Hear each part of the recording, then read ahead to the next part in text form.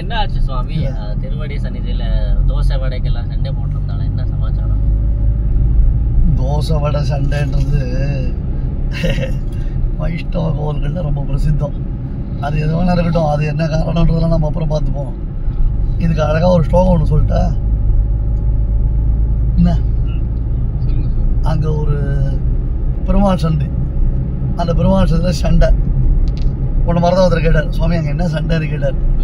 தோஷா லேஷா ஷயா கேச்சிதே கேஷா கேச்சி பிரகுருவதே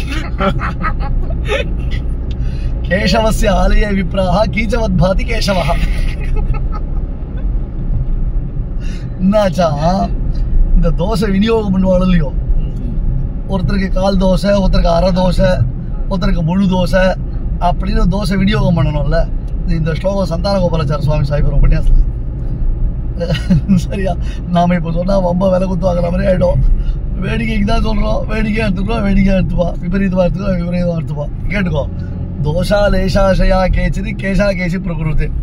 அந்த கால் தோசை அரை தோசை கட் பண்ணணும் இல்லையோ, அது வில்லு அதை கிள்ளுவா இல்லையா, அதுல கொஞ்சம் ஒருத்தருக்கு கால் தோசை குறைஞ்சு போச்சோ, இல்லை இன்னொருத்தருக்கு கால் தோசை அதிகமாக போயிட்டோம், அதுல ஒருத்தர் கேஷா கேச்சி பிரகுருது, ஒருத்தருக்கு ஒருத்தர் குடிப்பி பிடி சண்டை.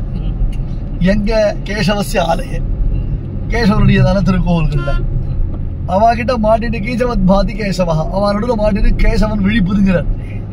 அதுல என்ன ஆச்சுன்னா, போட்ட சண்டையில ஒருத்தருடையதான கேச இன்னொருத்தர் கையோட தூக்கி போட்டு அது தோசை மாவில் விழுந்து மறுநாளுக்கு கேசவனுக்கு தோசை குத்துச்சு, கேசவத்தோட தோசை வந்துச்சு.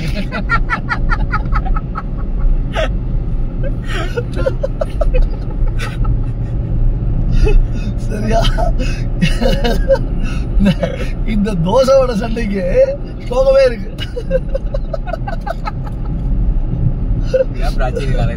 என்னடாவா நீ தானே கேட்ட நேத்து, என்ன சுவாமி ஆச்சு அப்படின்னு நீ தானே கேட்ட. பிரமாணத்தோட